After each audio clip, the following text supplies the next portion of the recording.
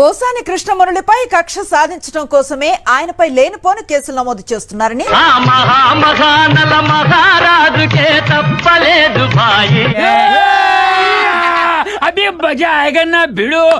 ఇదంతా లోకేష్ సూచనలతోనే జరుగుతోందని ఆరోపించారు మాజీ మంత్రి అంబటి రాంబాబు. రావు గారు మీరేమనుకోనంటే మిమ్మల్ని ఒక విషయం అడగొచ్చా? అడగండి. ఫీల్ అవ్వకూడదు సార్, మీకు కొంచెం నోటుతో ఎక్కువండి. గుంటూరు జైల్లో పోసాని పరామర్శించారు ఆయన. ఇట అంబోతులో తిరుగుతున్నావే, మీ ఇంట్లో ఎవరు నిన్నేమనరా?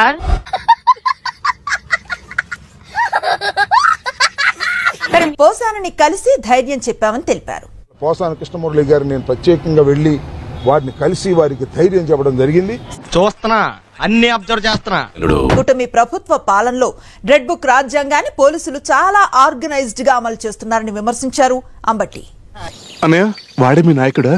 కాదు, మా యువ నాయకుడు బుచ్చి. నాకంతా తెలుసురా. నువ్వు జ్ఞానివరా బాబు. ఆహా, నాకు టైం వస్తుందిరా, అప్పుడు చెప్తాను. ఏం చేద్దామంటావు మరి? అయ్యా, ఎక్కువ కాలం మీరు ఉండరు, ఇంకా బయటకు వచ్చి నన్ను బతకనిస్తారా?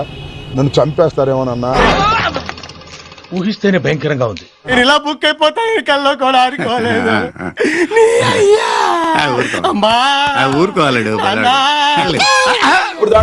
ఇప్పుడు అలాగే ఉంటుందా? కక్ష కట్టారు ఈ ప్రభుత్వం, మా పిల్లలకి ఏమైనా జరుగుద్దా అని భయపడిపోతున్నారు. నీ ఒపీనియన్ ఓడరా అడిగిండు, మాకే నీ మీద ఒక ఒపీనియన్ లేదు. ఆ రకమైన భయాన్ని తీసుకురావడం కోసం ఇవాళ చంద్రబాబు ప్రభుత్వం చేస్తున్నది లోకేష్ నాయకత్వంలో ఇది దారుణమైంది, ప్రజాస్వామికమైందని కూడా. మన ఊర్లో ఆడికంటే పెద్ద యతవ పొరంపోకు ఎవరున్నారు? అవును, చాలా చోట్ల నా గురించి ఇదే. నీ ఫ్రెండ్ ని కంట్రోల్ లో పెట్టుకో, లేకపోతే నేను కంట్రోల్ తప్పాల్సి వస్తుంది. వీడేమరు ఆడేడ తిరుక్కుంటూ స్టీరింగ్ నా పొంగికి పెట్టిండు. తప్పు చేసినా రైటు చేసినా అది న్యాయస్థానాలు నిర్ణయిస్తాయి తప్ప. మీరేం కంగారు పడకండి, అన్నిటికీ ఆ దేవుడే ఉన్నాడు. అంటే మీరు లేరా సార్? ఇలా కక్షగట్టి ఇక్కడికి అక్కడికి ఒక ఆర్గనైజ్డ్ గా ఆయన్ని వేధించాలనేటువంటి పరిస్థితుల్లో ఇవాళ ప్రభుత్వాన్ని చేస్తున్న. నువ్వు ఏం మాట్లాడుతున్నావురా? అసలు నీ మాటలకి ఏమైనా అర్థం ఉందా? భజన మొదలు పెట్టాడ్రా నాయనా. దీన్ని మేమే కాదు, ప్రజాస్వామ్యవాదులందరూ కూడా ఖండించాలని ఈ సందర్భంగా నేను కోరుకుంటున్నాను. ఎన్ని ఎన్ని ఎన్ని ఎన్ని ఎన్ని ఎన్ని దారుణాలు సార్. క్వార్టర్ ఉందన్నాడా? ఆయనే క్వార్టర్ వెళ్ళిపోయాడు. క్వార్టరీ గీటర్ ఏదన్నా ఉందంటే సాయిరెడ్డి గారి నాయకత్వం ఉంటుంది క్వార్టర్. అందులో తప్పే ఉంది. లేడీకి యథార్థాలు చెప్పాను, వాస్తవాలు చెప్పాను. నమ్మలేకపోతే పోండి, నాకెళ్ళి. నాలో ఉన్న రౌడీ నిద్ర లేకపోద్దురా ప్లీజ్, చిన్నపిల్లలరా మీరు. నాకు తెలిసి క్వార్టరీ ఏమీ లేదు. ఆయన అభిప్రాయం ప్రకారం క్వార్టరీ ఉందనుకుంటే ఆయనే క్వార్టరీ. నువ్వు చక్కగా మాట్లాడు అంకుల్, మంచిగా ఉండదు చెప్తున్నా. నేనే ఈ పార్టీ పెట్టిన దగ్గర నుంచి ఆయన వెళ్ళిపోయేంత వరకు ఆయనే ప్రధాన సలహాదారుడు, ఆయనే క్వార్టరీ. మరి ఆయనే క్వార్టరీ, ఆయన వెళ్ళిపోయాడు కాబట్టి క్వార్టరీ పోయినట్టు లెక్క, నా లెక్క ప్రకారం. అన్న, గత జన్మలో చేసిన పాపాలు ఈ జన్మలో తగులుతాయంటారు కాదన్నా. ఏ జన్మలో ఆ జన్మలోదే, ఎప్పుడు తప్పుడే. ఆస్కార్ లెవెల్ పర్ఫార్మెన్స్ ని అభినందించడానికి అవార్డు తీసుకొచ్చారు. ఆయన బయటికి వెళ్ళిపోయాడయ్యా. నీకు స్పాట్ నేను ఎడతాగా. వెళ్ళిపోయిందో బుర్ర జాలటమే పని ఇంకేముంటది? పార్టీని వదిలిపెట్టి పోయినోడు చేసే పని ఏంటి? బుర్ర జాలటం. నాకేం తక్కువ అండి, ఎందుకు నన్ను ఎవరు అలా చేస్తారు? నాకేం తక్కువ? అన్నం పక్కన పెట్టి మనిషి లేదా? ఏం మాట్లాడతావు నువ్వు? ఏం మాట్లాడతావు? చరిత్రుడా, ఒక్క మాట మంచిది రాదు నోట్లోంచి. అది నూనె డ్రైనేజరా? ఆయనకి అదేం పెద్ద అతీతం కాదు. ఆయనైనా సరే ఆయన పార్టీ నుంచి వెళ్ళిపోయాడు కాబట్టి ఈ పార్టీ మీద బుర్ర జల్లే కార్యక్రమాలు చేస్తున్నాడు. ఆయన ఏం చెప్పారో విన్నారుగా. అటు చూడు బే. నాయకుడు అన్నటువంటి వాడు ఈ చెప్పుడు మాటలను నమ్మకూడదు. చెప్పుడు మాటలను నమ్మితే నాయకుడు నష్టపోతాడు, ప్రజలు నష్టపోతారు, పార్టీ నష్టపోతుంది. విన్నావా? ఇంత మంచివాడి మీద కంప్లైంట్ చేయడానికి నీకు నోరెలా వచ్చిందయ్యా?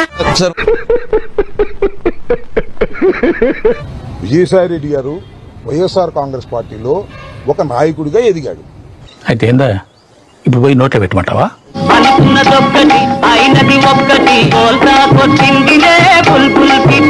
వైఎస్ఆర్ కాంగ్రెస్ పార్టీ ప్రారంభమైన తర్వాత ఆయన దినదిన ప్రవర్ధమానంగా పెరిగాడు. ఈ రాష్ట్రంలో పార్లమెంటు సభ్యుడయ్యాడు. ఇది భలే ఉంది అబ్బా. పార్లమెంటు సభ్యులు అవ్వకుండా పార్లమెంటరీ పార్టీకి నాయకుడిగా కూడా వ్యవహరించాడు. వైఎస్ఆర్ కాంగ్రెస్ పార్టీలో కీలకమైన బాధ్యతలు చేపట్టాడు. కట్ట మీద కూర్చుని కోతలు కూసే దాంట్లో ఏముండదు గానీ నీళ్ళలో దిగితే తెలుస్తుంది అబ్బా లోతు. జగన్మోహన్ రెడ్డి గారికి లెఫ్ట్ చెవులోను రైట్ చెవులోను ఆయనే సలహాలు ఇచ్చేవాడు. ఏదన్నా క్వార్టరీ గేటరీ ఉందంటే ఆయనే క్వార్టరీ, ఇంకెవరు లేరు. నేనే మానేస్తున్నాను ఉద్యోగం. మంచితనం మానవత్వం లేని దగ్గర పనిచేయటం కంటే ఓ గోచి పెట్టుకున్న 4 పందులు పెంచుకున్న గౌరవంగా మనశ్శాంతితో బతకొచ్చు. మరి ఆయన మాట్లాడుతున్నా అంటే నేను ఏం చెప్తాను? ఇప్పుడు బలహీనంగా ఉన్నప్పుడు 100 మంది మాట్లాడతారు. మేము బలహీనంగా ఉన్నామని అనుకుంటున్నారు. 11 సీట్లు ప్రతి వాడు మాట్లాడుతున్నాడు. ఏంట్రా ఇది?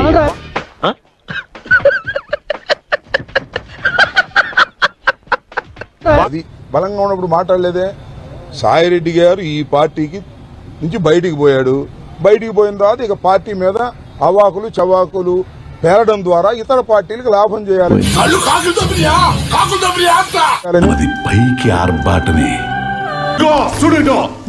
చూడు లోన బొక్కల బనియను పైన సిల్క్ సొక్క. సిటీలో సగం క్రైమ్స్ కి వీలే కారణం. కొండాపూర్ బ్రదర్స్ మర్డర్ కేసు అయితేనేమి వీళ్ళు చేయని నీచం అంటూ లేదు.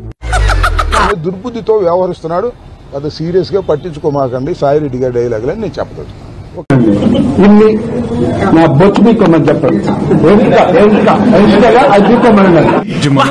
అవన్నీ எனக்கு అర్థం కానివి, అవసరం లేనివి. ఇదేంట్రా బాబు ఇలా అయిపోయింది నా జీవితం. ఈ అమ్మాయి ఏం ఫీల్ ఉన్నది మామయ్య? ఎంత ఘోరం జరిగిపోయిందిరా. నాకు సబ్స్క్రైబ్ చేయండి. మళ్ళా అడుగుతున్నా, నేను సిగ్గు లేకుండా అడుగుతున్నా. సబ్స్క్రైబ్ చేయండి.